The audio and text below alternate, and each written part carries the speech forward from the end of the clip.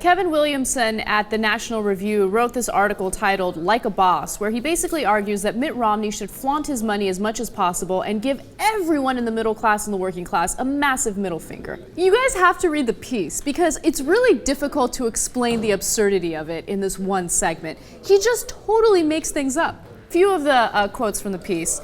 He writes, "You want off-the-chart status? Check out the curriculum vitae of one Willard M. Romney. $200 million in the bank, and a hell of a lot more if he didn't give so much away.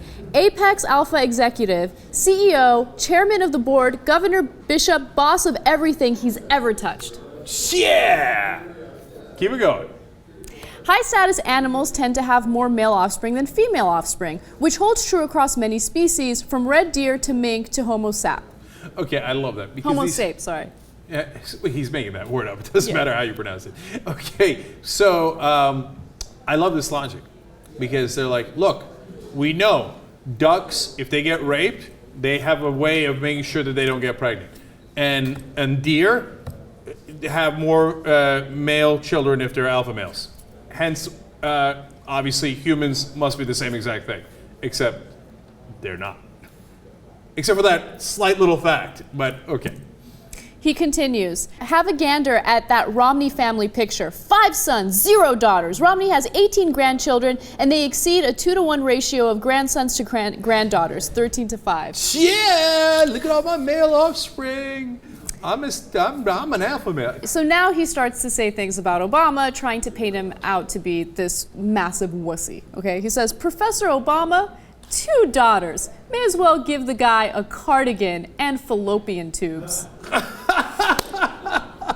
See, I love that part, man. So, he also argues that real leaders, the real bosses of America, don't have daughters, they have sons.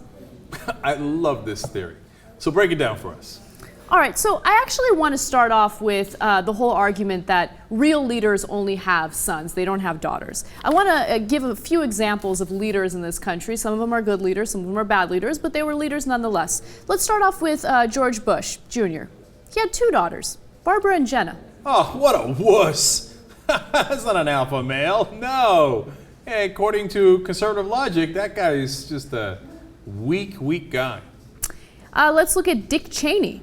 Does Dick Cheney have any daughters? It turns out he does. He has 2 daughters, Liz and Mary. Wuss. Weak. Dick Cheney, lots of fallopian tubes with all those daughters. Omega male, definitely not alpha. Loser. All right, when it comes to Bill Clinton, you guys all know he had 1 daughter, Chelsea. So let me get this right. Our last 3 leaders, I mean, if you're talking about leaders and alpha males, I think our commander-in-chief would probably qualify. Over the last 20 years, 5 daughters, 0 sons. But brilliant theory about how real men and alpha males and leaders have nothing but sons. And that's why we should vote for Mitt Romney. By the way, let's talk about Ronald Reagan, right? Real American hero, real leader. I mean, it doesn't get any more alpha male than this. Right. 2 daughters, Patty and Maureen. What? I didn't know that Reagan took it in the pants. Jeez. All right. John Wayne. John Wayne had 4 daughters. What? John Wayne, biggest alpha male. Oh, look at all those daughters. What a wuss. Oh, the weakest man in America. And then finally, later in this article by Kevin Williamson, he makes the argument that Jay-Z is... He says he's really rich. He's really so, rich, right. Hey, he'll give you guys that one. Jay-Z must be an alpha male because he's that rich. Right, exactly. Except he has 1 daughter, and that's Blue Ivy. And he doesn't have any sons, just a daughter. It's weird how all these alpha males seem to have wall-to-wall daughters. It's almost as if this Kevin guy's a total, utter moron. He continues, from an evolutionary point of view, Mitt Romney should get 100% of the female vote. All of it. He should get Michelle Obama's vote. Now look, that part actually pissed me off. Because look at the logic, look at the rationale there, if you can call it rationale. If you're rich, by definition you're an alpha male, by definition you earned it, you deserve it, etc. That's the only thing that matters. And obviously then he adds this extra layer of stupidity about you'll have just nothing but sons, right? And then, well, what would women be attracted to? The only thing, obviously they're attracted to money. And so even Michelle Obama should vote for Mitt Romney because he's richer than her husband. This blog is so insulting to everyone on the planet. It's insulting to women. It's insulting to anyone with a brain. It's insulting to scientists. It's just so stupid. Just completely makes things up. The fact that this guy gets paid to write this crap is amazing to me.